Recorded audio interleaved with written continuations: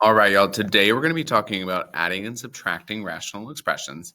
So last time we talked about multiplying and dividing. Today we're talking about adding and subtracting. And as hopefully you already remember, when we add and subtract rationals, which is a type of fraction, we have to have something very specific to be able to add and subtract those fractions. So if we're looking at one like A, we want to add and subtract where we have addition and subtraction. But right now we can't, and that's because we're dividing by a 6, a 4, and an 8. For us to be able to add or subtract fractions, we need them to have the same denominator. We can't have them be all different denominators. It just doesn't work. Okay, and so when we're wanting them to be the same, we're going to need to make the denominators the same by multiplying by a number. But we don't want to just multiply by any number. We want to find a number that isn't too big that I can get all three of those denominators to be the same. So starting with, I like to start with the smallest number. So 4, if I multiplied by 2, would become 8. Then if I multiplied by 3, it'd become 12. So that would work for 6, but it wouldn't work for 8. If I multiplied 4 by 4, it would become 16, which I could make 8 into 16, but not 6 into 16. If I multiplied by 5, that would be 20. Doesn't work for either 6 or 8. And then if I multiply by 6, that would become 24, which 6 I could multiply up to make 24, and 8 I could multiply up to 24. So 24 is going to be that number for us that we need all of these to become. So my 3 over 6, to make that 6 into 24, I'm going to multiply by 4 over 4. And just as a reminder, when we multiply by the same number over itself, I'm really just multiplying by 1. So I'm just changing how the fraction is going to appear, but it's going to be the exact same value. Then my 5x over 4, we already said that's going to be 4 times 6. And then my negative y over 8, 8 times 3 would equal 24. So we're going to multiply by 3 over 3. So just multiplying across, 4 times 3 is 12 over 24, plus 5x times 6 is 30x over 24, and then y times 3 would be 3y over 24. And then once I have everything multiplied across, notice I have the exact same denominator, so I can go ahead and do my addition and subtraction. So this becomes 12 plus 30x minus 3y, all divided by 24. Okay, and oftentimes, once we get everything added and subtracted across, I might actually be able to still reduce. So looking across 12, 30, and 3, those all are divisible by 3.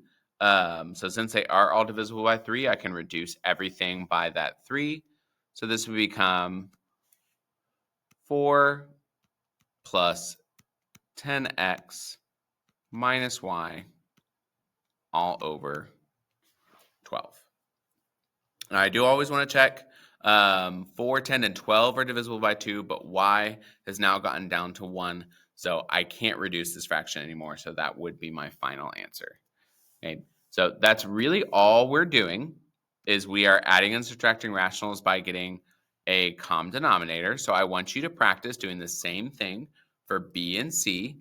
Find that common denominator that you can get all three fractions to, and then add and subtract across as you're looking at. So go ahead and pause, because this should be a review. This should be something you're used to doing, that you've done before, is adding and subtracting fractions by getting a common denominator. So go ahead and I'll go over them here in a moment.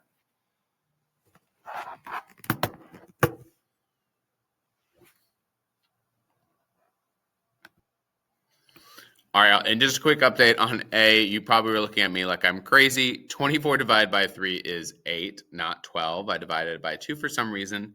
Just like y'all make mistakes, I make mistakes sometimes. So go ahead and update that one on A.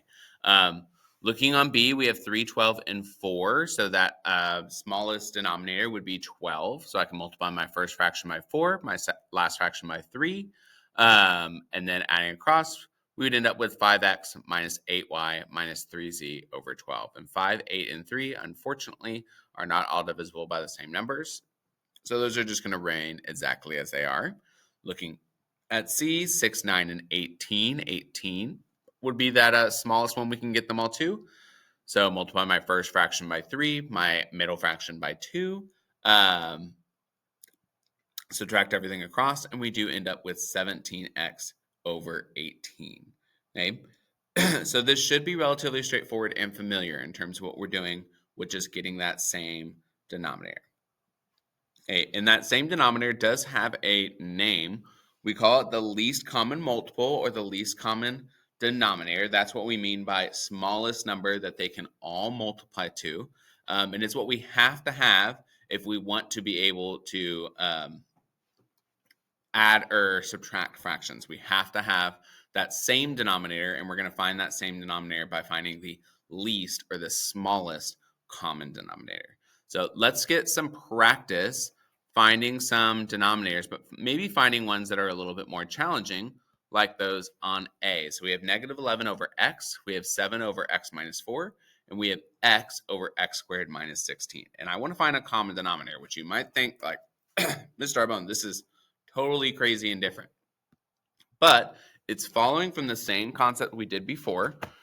Okay, we're wanting to think of what can we multiply by to get these all the same. And the first thing we're going to do to figure that out is we're going to factor these as much as we can. So my first fraction is just x.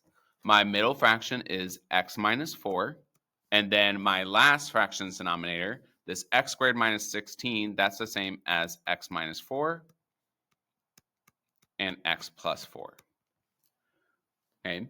Now, when I'm thinking of the smallest common denominator, I'm thinking of what do I have to multiply these fractions by to get the smallest possible, or really in this case, maybe the least complex denominator. And to do that, I want to think of what's the fewest number of these kind of factors of x that I could multiply the fraction by. So this first one has x, which means all of my fractions are going to have x in them. Then I have this x minus 4 in my middle one, which means all of my fractions are going to have an x minus 4. And then my last one, x minus 4 times x plus 4, it already has that x minus 4 that my middle fraction has, but also has this x plus 4. So that means all of our fractions are going to still have this x minus 4, but also have a times x plus 4. So what this means is the only way I can get them all to match is that if they all have at least one x minus 4, at least one x plus 4. So my least common multiple in this case would be x times x minus 4 times x plus 4, because I can multiply that first fraction by x minus 4 and x plus 4. I can multiply that middle fraction by x and x plus 4, and I can multiply my final fraction by just x, and then they'd have the same denominator. So if I have any of those factors of x that repeat, I don't have to double up, like I don't have to have x minus 4 times x minus 4 in the bottom. I just have to make sure they all have that x minus 4. So each of my fractions is going to get multiplied by something different to create that common denominator. Just like we did up in example 1, where each of our fractions got multiplied by a different constant so that we could have that same least common multiple. Okay, so let's look at another one together. Let's look at B. So we have 2x over x squared minus 5x plus 6 and 7x plus 11 over x squared minus 6x plus 9. So we're really only worried about the denominators right now. So x squared minus 5x plus 6, that's going to factor into x minus 2 and x minus 3. And then my x squared minus 6x plus 9 would factor into x minus 3 and x plus 3. Okay, so right off the bat, we want to notice they both already have an x minus 3, so I'm not going to need to multiply either of those fractions by x minus 3. But one of them has this x minus 2, and one of them has this x plus 3. So my common multiple, I'm going to have to multiply those in. So I'll need an x minus 2, an x minus 3, and an x plus 3.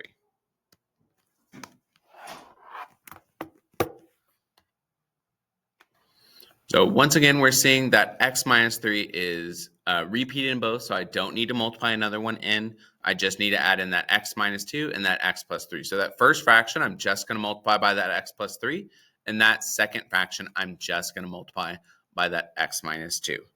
Okay, So now that we've kind of gotten the hang of it, let's see it put into practice. Let's actually try to simplify some of these expressions. So let's look at example 3, and we're going to look at A. So we want to calculate that sum or difference, and then we're going to list any of those restrictions as we're going across. So we have 5x minus 6 over x squared minus 9 minus 4 over x minus 3. So just like we did before, the first thing I'm going to do is I'm going to factor wherever I can factor in my fraction. So our 5x minus 6 isn't going to factor out, but our x squared minus 9 would factor into x plus 3 times x minus 3.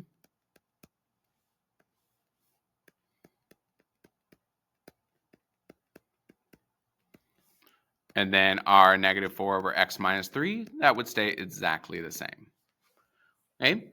Now, as we're looking across, we have x plus 3 times x minus 3, and then just x minus 3. So our least common multiple in this case is going to be that x plus 3 times x minus 3, because it's the only thing my other fraction is lacking is that extra x plus 3. So I'm going to multiply this second fraction just by x plus 3.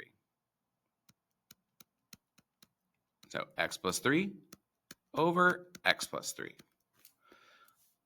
Right? And when we do that, that would give us a new set of fractions of 5x minus 9 over x plus 3x minus 3 minus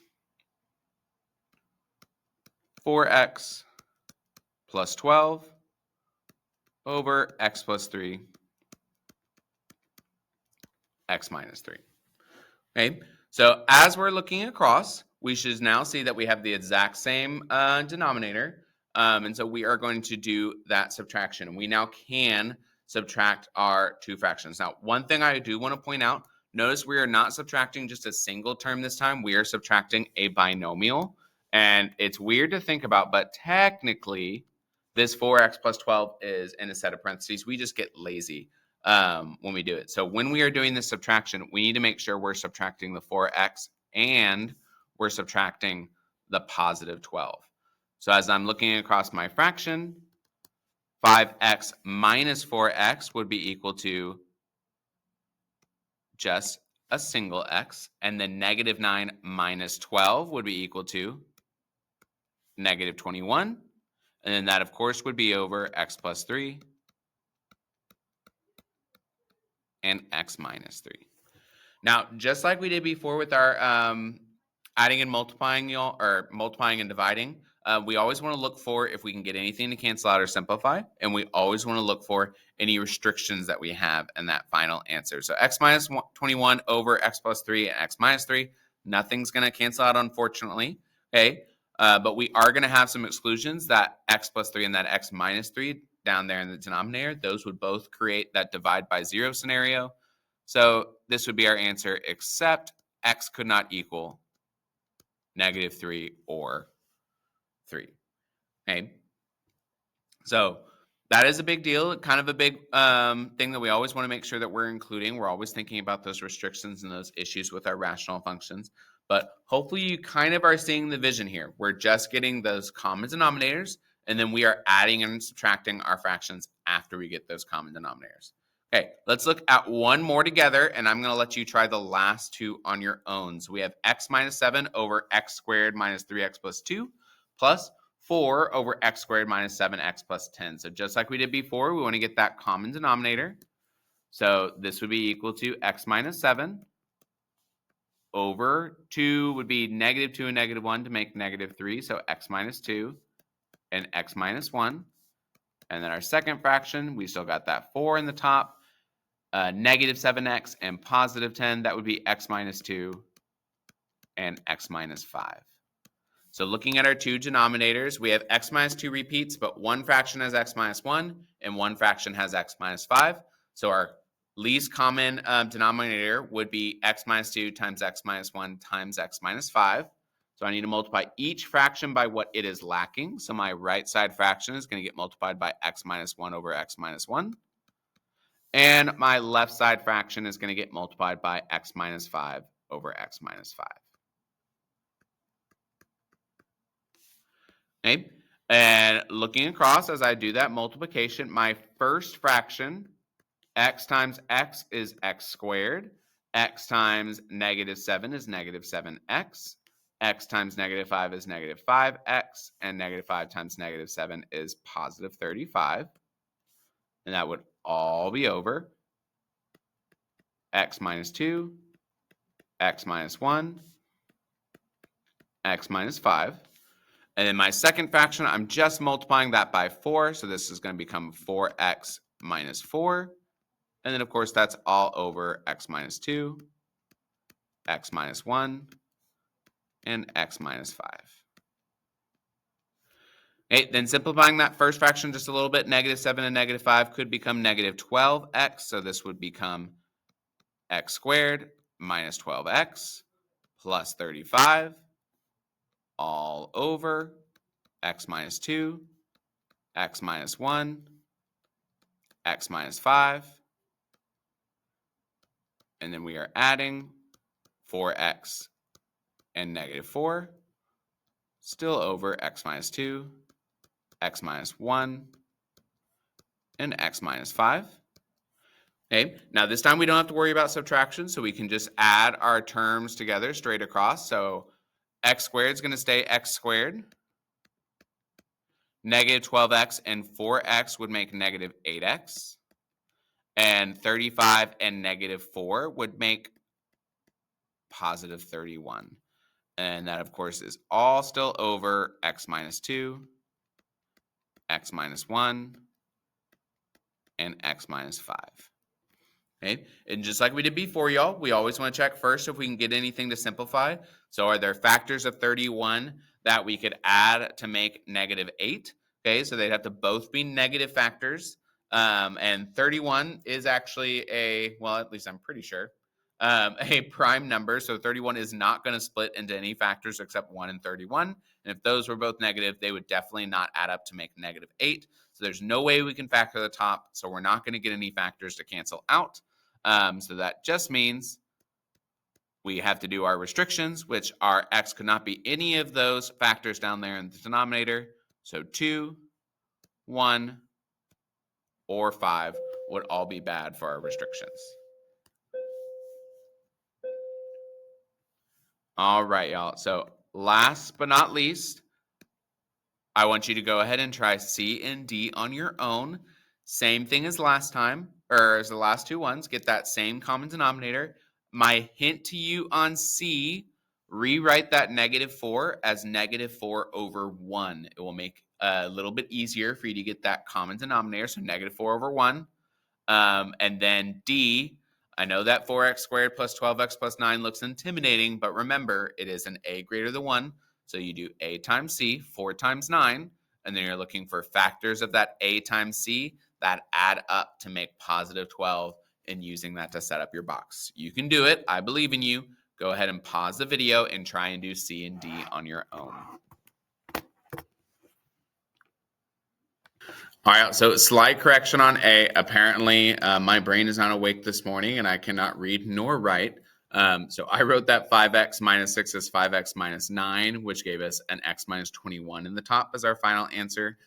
It should be 5x minus 6, which would then give us x minus 18 in the final answer. Still holds true, though. X minus 18 not going to cancel out with that x minus 3 or x plus 3. So hopefully that now soothes your, like, is Mr. Arbone crazy brain as you're going through. But let's talk about C and D. So C and D down at the bottom. So C, my hint was that you wrote that 4 as 4 over 1. So when we see that, we have x, we have 5x, and we have 1.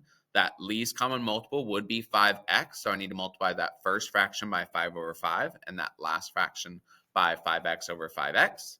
So that gives us 10x minus 25 over 5x, 4 over 5x, and then 20x over 5x. Subtracting across, we'd get 10x minus 25 minus 4 minus 20x. And then combining our like terms, that would give us negative 10x and negative 29 over 5x. Now, we can't get 5 to cancel out of 10 or 29. We can't get x to cancel out of both because only one of those terms has an x. So that would just stay as negative 10x minus 29 over 5x. And then the only thing that's no good is that x that's down there in the denominator. So we do know that our x cannot equal 0 as one of our restrictions. All right, last but not least, the doozy on D. Hopefully you attempted it and you did get that first one to factor. So 4x squared plus 12x plus 9 does factor into 2x plus 3 times 2x plus 3. So 4 times 9 is 36. 6 times 6 would equal 36. 6 plus 6 equals 12.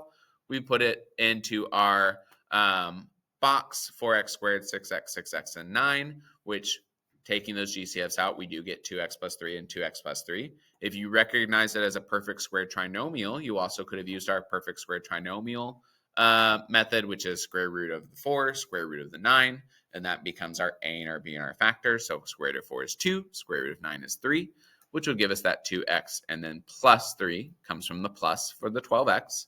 Okay, either way, we get 2x plus 3 times 2x plus 3.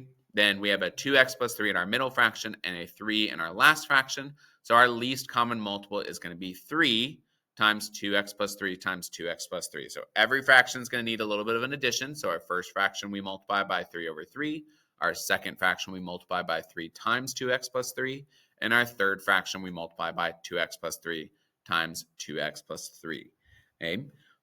From here, it's just multiplying through, making sure we're doing our distribution rules, making sure we're keeping track of all of our terms, and we do end up with 8x cubed plus 24x squared plus 51x plus 21.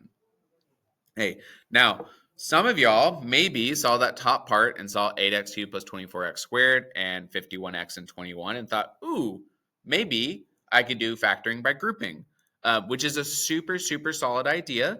That first set, we could take out an 8x squared. That second set, we could take out a 3, but unfortunately, that's not going to get us the same two terms left over. So we actually could not factor this by grouping. We're not going to get an extra 2x plus 3 to cancel out, although that would be super awesome if we could.